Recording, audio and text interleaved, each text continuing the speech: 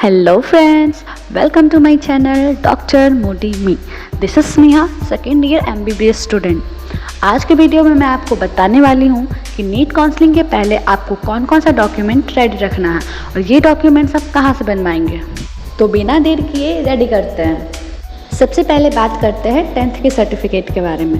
तो 10th के certificate में आपको 3 चीज़ चाहिए, 10th का एडमिट कार्ड, 10th का मार्कशीट और 10th का पासिंग सर्टिफिकेट।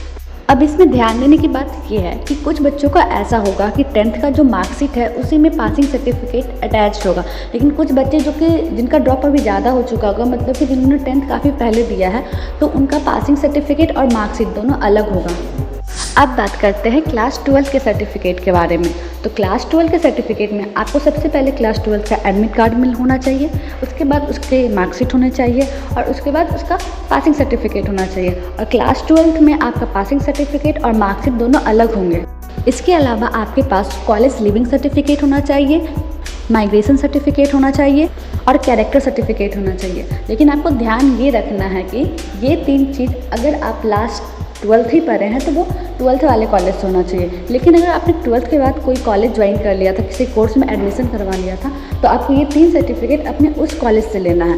मतलब जिस कॉलेज में आपने लास्ट पढ़ाई की उस कॉलेज से आप ये 3 सर्टिफिकेट लेंगे। एक बात आपको और ध्यान रखनी है कि कुछ कॉलेज में ऐसा होता है कि जब आप कॉलेज में मार्कशीट लेने के लिए जाते हैं तो वो आपको प्रोविजनल मार्कशीट देते हैं। तो ऐसे में क्या होता है कि उस टाइम आपको पासिंग सर्टिफिकेट नहीं मिलता है। तो आप एक बार रीचेक जरूर करें कि आपके पास कौन सा मार्कशीट है, आपके पास पासिंग सर्टिफिकेट है कि नहीं। अगर नहीं है तो आप वापस से अपने कॉलेज जाइए और वहाँ पे आप बताइए कि आपके पास पासिंग सर्टिफिकेट नहीं है और अपना पासिंग सर्टिफिकेट आप अपना सेशन ईयर बता के उनसे मांगिए। इन सब के अलावा बात करें तो आपके पास रेसिडेंशियल सर्टिफिकेट और कास्ट सर्टिफिकेट होना चाहिए। और अगर आप EWS कैटेगरी से बिलोंग करते हैं तो आपको एडिशनल इनकम सर्टिफिकेट होना चाहिए। अगर आप डिसेबिलिटी कोटा से बिलोंग करते हैं तो आपके पास DQ सर्टिफिकेट भी होना चाहिए। अब अगर बात करें कि रेसिडेंशियल सर्टिफिकेट और कास्ट सर्टिफिकेट किस लेवल का होना चाहिए, तो ये आपके कॉलेज पर डिपेंड करता है कि आपने किस कॉलेज में एडमिशन करवाया है। क्योंकि कुछ कॉलेज ऐसे होते हैं जो RO लेवल से भी काम चला लेते हैं, लेकिन कुछ कॉलेज में ऐसा लिखा होता है कि आपको SDO लेवल का चाहिए। तो आपके लिए अच्छा यही होगा कि आप SDO लेवल या फिर DM लेवल का बनवा लीजिए ताकि कोई दिक्कत ना हो। और अब बात आती है कि हमें ये सर्टिफिकेट बनवाना कहाँ से है, कि आप इसे ऑनलाइन अप्लाई करवा सकते हैं। अगर बिहार की बात करें तो इसके लिए एक साइट होती है RTPS करके, वहाँ पे जाके आप अप्लाई करिएगा। जो भी मांगा जा रहा है, जो भी इन्फॉर्मेशन देना है वो आप फिल कीजिएगा और आपका ये डॉक्यूमेंट बन जाएगा। इतना सब के बाद अब बात करते हैं उन बच्चों के बारे में जिनका ड्रॉप ईयर था, मतलब कि उन्होंने फर्स्ट अटैम्प्ट में नीट नहीं किया है। उनके ड्रॉप ईयर में चाहे दूसरा हो, तीसरा हो, पहला हो, जिस भी ईयर में किया है, ड्रॉप ईयर में किया है, तो आपको एक एक्स्ट्रा सर्टिफिकेट चाहिए जिसको गैप सर्टिफिकेट बोलते हैं। सर्टिफिकेट मेनली इसलिए बनाया जाता है ये जानने के लिए कि 12th देने के बाद आपने मेडिकल कॉलेज में जब तक एडमिशन करवाया, यानी कि नीट जब तक क्रैक किया, तो ये जो ईयर गैप था बीच में, वो उस टाइम में आपने क्या किया, आपने ऐसा क्या किया जो आपका ये गैप लगा। कहीं कोई क्रिमिनल केस तो नहीं था इस बीच में जिस कारण से आपको ये गैप हुआ। तो इसके लिए इसीलिए गैप सर्टिफिकेट बनता है। अगर आपने सिर्फ ड्रॉप लेके पढ़ाई किया तो आप उसमें ये लिखोगे कि आप प्रिपरेशन कर रहे थे नीट के लिए, लेकिन अगर आपने कोई कोर्स ज्वाइन करा था इस बीच में तो आप गैप सर्टिफिकेट में ये मेंशन करोगे कि हाँ मैं ये कोर्स में पढ़ाई कर रहा था या कर रही थी, तो ये रीज़न था, ये था कि मैंने अपने गैप ईयर में क्या किया।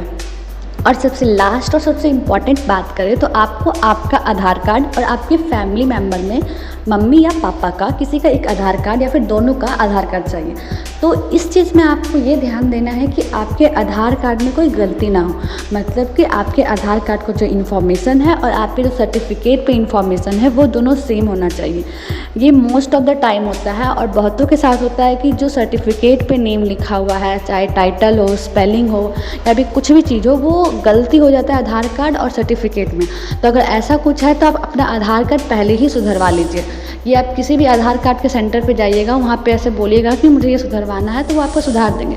या फिर इसका दूसरा ऑप्शन भी होता है कि अगर आपके पास टाइम नहीं बचा, नहीं सुधार पाए, तो 2 दिन में आप उसका एक एफिडेविट तैयार करवा सकते हैं कि आधार कार्ड में मेरा ये मिस्टेक है और रियल में मेरा ये है।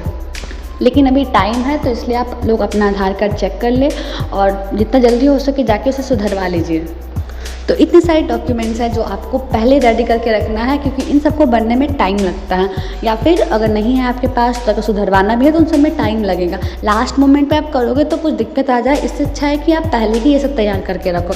और भी डॉक्यूमेंट्स लगते हैं डॉक्यूमेंट वेरिफिकेशन में, जो कि मैं आपको बाद में बताऊँगी, वो पहले से रेडी करने की ज़रूरत नहीं पड़ता। लाइक नीट का एडमिट कार्ड, स्कोर कार्ड, ये सब चीज़ें होती है जो कि बाद में ही आपके पास आएगी। जब वो काउंसलिंग होगा, काउंसलिंग स्टार्ट होगा, आपको कोई कॉलेज अलॉट हो जाएगा, उसके बाद ये सब डॉक्यूमेंट्स आपको मिलेंगे। तो उसकी भी टेंशन आप बिल्कुल मत लीजिए। जब भी काउंसलिंग स्टार्ट होगा, जब भी ये चीज़ें आएंगी, टाइम आएंगे, तो मैं आपको ये ज़रूर बता दूंगी डॉक्यूमेंट वेरिफिकेशन कैसे होता है, वहाँ पे कैसे कैसे डॉक्यूमेंट का यूज़ किया जाता है, वहाँ पे ये सारी चीज़ें मैं आपको डिटेल में बता दूंगी। फिलहाल आप अपना सारा डॉक्यूमेंट बिल्कुल से जल्दी रेडी करवा लें, ताकि आपको काउंसलिंग के टाइम कोई भी दिक्कत ना हो। और एंड में कॉन्ग्रेचुलेशंस आप सभी को कि आपने नीट क्रैक किया और आप अपने ड्रीम कॉलेज में जाने वाले हैं, और फाइनली आपका सपना पूरा होने वाला है डॉक्टर बनने का। Okay, bye bye.